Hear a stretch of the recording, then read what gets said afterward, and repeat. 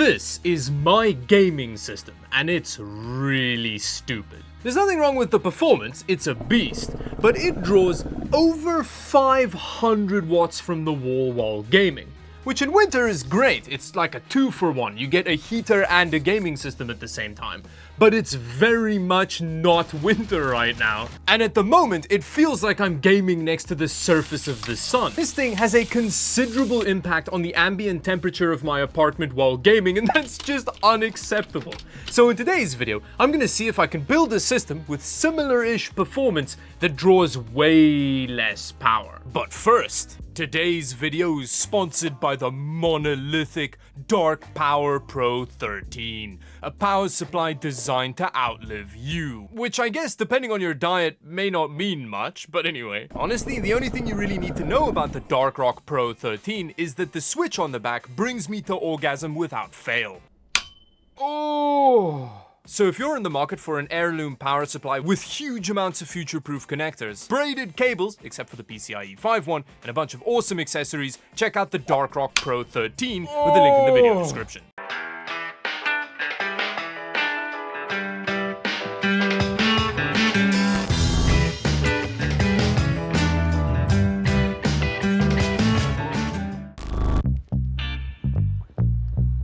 First, let me walk you through the specs of the system. When it comes to the graphics card, I've got an RTX 3080 in here. A real beast of a graphics card, but I'm convinced it utilizes fission in the process of rendering frames, considering how much heat the thing dumps into a room. It has an official TDP of 320 watts, but it feels more like 800. The thing is, the graphics card isn't the only problem in here. In terms of CPU, I've got an i9-11900K. You know that CPU everyone was real pissed about when it came out? Well, I have one of those in this system, and while gaming, it pulls 150 watts, which I feel like is way too much for an 8-core 16-thread CPU, especially one that isn't overclocked. That's just what it does when left to its own devices. Now the rest of the stuff in here is just a bunch of PC crap. They're not nearly as responsible as the CPU and the graphics card for setting my apartment on fire in the summer. Now my goal for this video is to build a new system that has about as much gaming performance as this system at 1440p, which is the resolution I game at, but while drawing significantly less power. And once I'm done building that system, I'll test what impact both the systems have on the ambient temperature of a room they're gaming in. But before we get to the testing, let's build the system. Now when it comes to the CPU, I decided to go with this Ryzen 7 5700X, because there's a bunch of charts online showing that this is one of the more efficient 8-core CPUs you can get, and you can get one for a couple pennies and a brisk fondle these days. Good old AM4.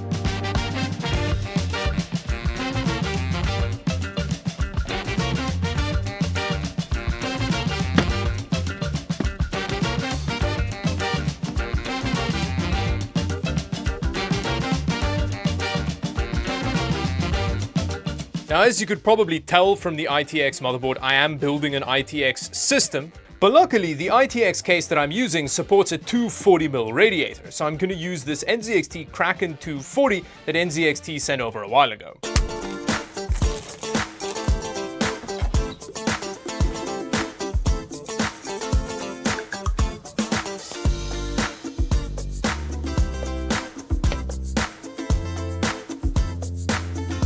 Now, I'm gonna be honest, I have no idea how the motherboard mounts in relation to the radiator in the case, so we may have to reorient this, but we'll see. And I think on that note, let's get the case out.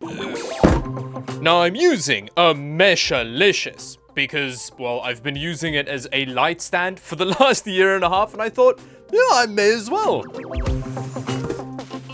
Wow, I feel like Meshalicious is an appropriate name for what's going on here. Wow, okay, I actually think I mounted the AIO the right way around, because the motherboard's gonna go in here, and then we can route the tubing down to the radiator over here. I think it should work, let's give it a try.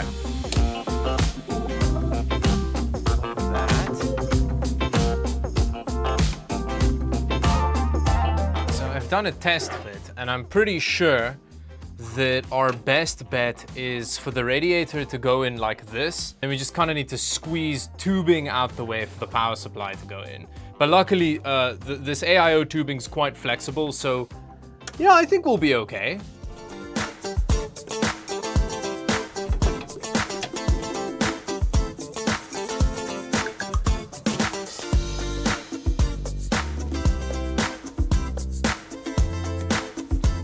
Okay, so now that we have a semblance of cable management in here, which feels a bit weird to say considering how it looks, but it's a mini ITX system, there's really only so much you can do. Actually, before we drop the graphics card in here, I do want to see if the side panel fits on. Yeah, there we go. It requires a little bit of finagling, but we're good. And then in terms of graphics card, I'm gonna drop in this pretty losery coolered version of the RTX 4070. Now say what you will about the 4070, and there's a lot you can say about it, but from what I've seen online, it seems to perform similarly to a 3080, but has a TDP of 200 watts, which is some pretty crazy efficiency, and hopefully we can also undervolt it and stuff. I'm curious to see how this goes.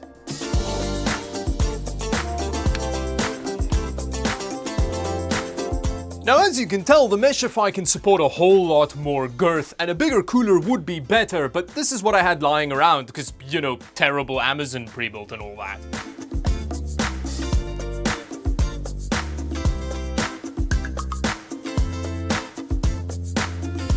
Yeah, I'd say that looks fine. I don't think anything's sticking in any fans, and, yeah, let's fire it up.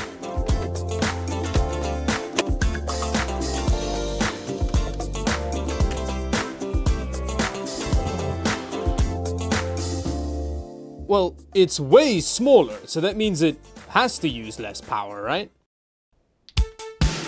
Okay, so we finally got our pretty much worst case gaming power draw scenario going here. Battlefield 5 with 1440p high settings, and the system's drawing way less power. We're hovering at around 310-ish watts from the wall, down from over 550. That's pretty huge. And here's the real kicker. The performance between these two systems at 1440p high settings is pretty much identical in Battlefield 5. That's pretty cool. So with my goal pretty much accomplished, I decided to see what this power draw difference meant for impact on ambient temperature. So I cooled my 760 cubic foot room down to 20.5 degrees Celsius, measuring the temperature using a thermometer on the opposite end of the desk. I then turned all the lights and AC off and then gamed for 40 minutes, after which I recorded the temperature change. So it's been 40 minutes of Battlefield 5, I just put the lights back on and I can definitely feel the temperature change.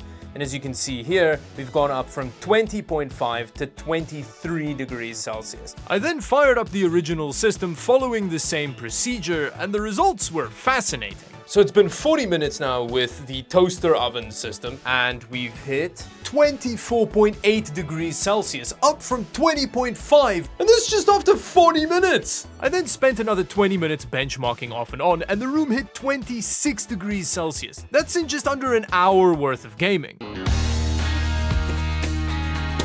I started by undervolting the graphics card, where with just a couple of clicks, managed to drop the power draw to 280 watts from the wall, down from about 310. And I didn't even lose any performance. If anything, the system was running better. The efficiency here is super impressive. In terms of CPU, I played around with the voltages a bit, which didn't do much, but then I found the Eco button, which dropped the power draw from the wall to just over 260 watts, while still giving us the same gaming performance. So with just a teeny bit of tinkering, I got a significant reduction in power draw, bringing us to less than half the power draw of the original system with no performance penalty. And with that, hopefully this new system won't set my apartment on fire while gaming anymore. I'm real excited. If you enjoy this kind of content, let me know in the comment section down below and subscribe to the channel. And until the next video, bye bye.